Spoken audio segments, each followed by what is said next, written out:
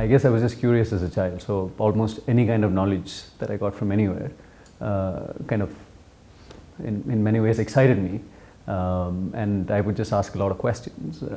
So curiosity was a large part of growing up. But as a child, I guess the interest in law was also that I reacted very quickly to situations of injustice. It wasn't until law school that I realized that this was a dominant theme all through childhood, and now I'm getting to actualize it in a way, studying the law and using the law to actually redress situations of injustice where I saw it. IP has been the main sort of core research interest for me for a large part. But within intellectual property, I sort of branched out more into what I call access issues. It had a twofold interest for me. One is even as a child, I was very interested in creativity as a phenomenon.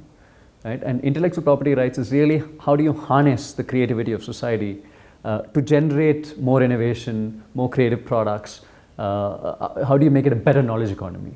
And the second part was that you have to also be conscious of the fact that intellectual property cannot give too many rights and cut off knowledge areas from the public and give all those rights to one or two people, because that would again hurt the purpose of creating a robust knowledge economy. But to put it in a nutshell, the core area of my work is how do we build a more inclusive society using the tool of the law, because that's what I know best, and how do we build a more plural society.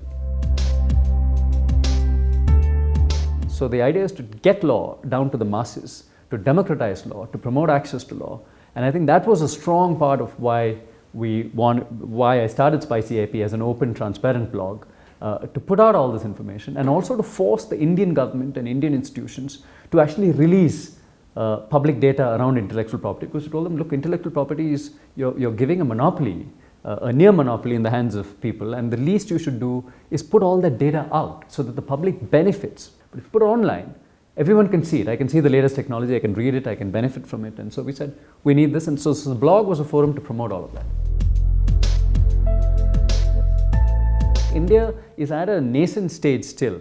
And so it does not have enough of a vested interest from either its domestic industries or from all of its stakeholders to continue with the system that the West has got stuck in. And so our constant message, and my constant message to the Indian government always, is use this opportunity, because you can actually reframe this debate.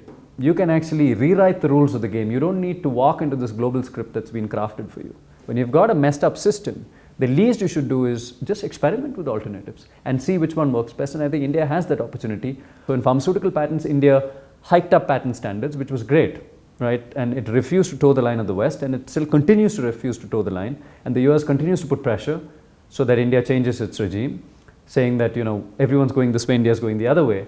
Does not, in and of itself, is not a bad thing if we've actually got it right and you haven't, because then you have to take a U-turn and come back and follow us now. I had a very dear friend called Rahul Cherian, who worked a lot on disability issues. I've never dealt with issues of disability, and particularly, how we can use the law in order to help people that are differently abled. And Rahul sort of pulled me into it because it was an IP issue, and I was seen as the intellectual property expert then. So the Copyright Act that we have currently, if you're a visually impaired person, you cannot obviously read these books. Because it's in a physical format and you can't see, and therefore it needs to be converted to either Braille or to a digital format, and the digital format is then through an audio, it's read out to you. But if you convert this book into any of these formats, you're actually guilty of copyright infringement. What Rahul and some of the disability activists wanted to do really was to create an exception within the Copyright Act to ensure that that is not an infringement. We managed to get the amendment through.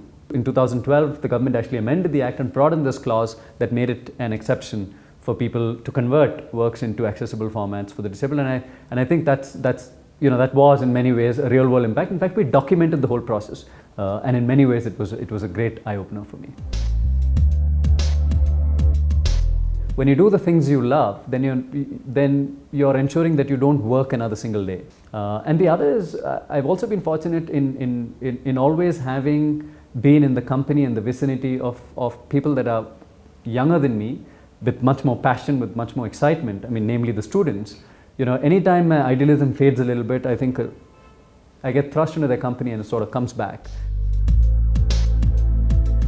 So the biggest challenge always has been that in intellectual property, as in most things in life, people want a simple slotting. So my thing has been that I should have the freedom to rethink my own views. I may have taken a view today, I want to rethink it tomorrow, because how do I, unless I'm able to rethink my views, how do I grow as a person?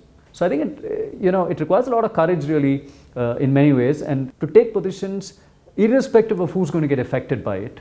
And I think, yeah, that will be one of the biggest challenges in terms of the research. Surprise, shock. That was one of the few times that I couldn't, I was tongue-tied, and I said, well, you've succeeded in making a very loquacious lawyer tongue-tied, in not being able to speak and express. This will help leverage many of the causes that I've taken up, including access to education, promoting public interest lawyering, getting more students to participate in the courts, getting more academics to participate in the courts. And so now I think, I'm seeing it as a huge positive in the sense that the award obviously, especially from the kind of reactions that I've received, means a lot, right, to a lot of people. I mean, it's a very prestigious award. And so I think the idea going forward would be, it's a huge challenge as well. Now that there's an award, I think the expectations are much higher. As a researcher, you just need to keep asking yourself why, right? You can't take anything for granted. So you must be curious about everything in the world. Two is you cannot have silos, right? So you can't be, I'm researching on this, I'll only look at this. Given that society is getting more complex, more uncertain, you need to work harder at finding things, at reporting them, at documenting them.